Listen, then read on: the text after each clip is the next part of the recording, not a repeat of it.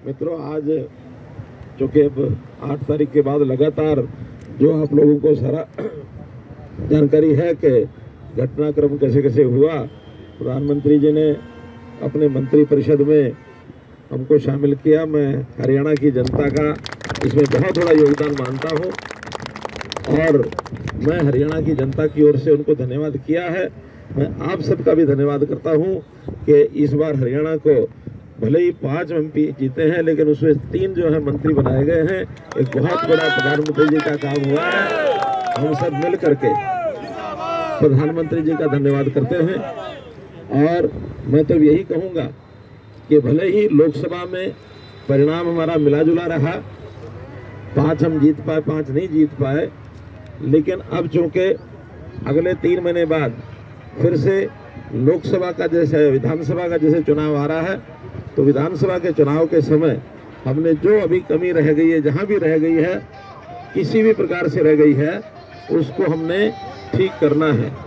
और एक एक बूथ को संभालो आप लोग, क्योंकि इस बार कांग्रेस ने कई प्रकार के ऐसे होछे हथकंडे अपनाए, गलत तरह का प्रचार किया और उस प्रचार के कारण से हमारा एक वर्ग उनके झांसे में आ गया। उन्होंने तरह तरह के प्रलोभन दिए और गलत वक्तव्य दे करके कि आखिर मोदी जी सरकार तो 272 बना लेगी, लेकिन 400 क्यों चाहिए, इस प्रश्न को लेकर के कि अगर 400 आ गए तो संविधान बदल देंगे, आरक्षण खत्म कर देंगे। भाइयों बहनों, ये मिथ्या प्रचार जो उन्होंने किया है, मैं इसकी निंदा भी करता हूं और हम उस वर्ग को जाकर के बताएं, समझाएं कि संविधान हमारे लिए एक पवित्र गीता की तरह है। संविधान बदलने का कभी कोई विषय आज तक आया नहीं, कभी आएगा नहीं। तो इसलिए इस विषय पर हम उन भाइयों को जाकर समझाएं जिनके मन में ये डर बैठा दिया। आखिर पिछली सरकारें लगातार 10 साल तक जो चली हैं, समाज के लिए, देश के लिए बहुत बड़े बड़े काम किए हैं।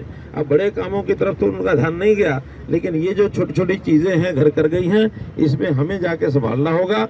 और अब अगले 3 महीने बाद हम अपनी जो भी जहाँ जहाँ कोई कमी आई है उसको दूर करने के लिए आप लग जाएं। मैं इतना विश्वास दिलाता हूँ कि भारत सरकार जितना भी ज़्यादा सहयोग हरियाणा का कर पाएगी। हम 3 मंत्री वहाँ हैं, अपने अपने विभाग से भी कराएंगे, बाकी सब जगह भी कराएंगे।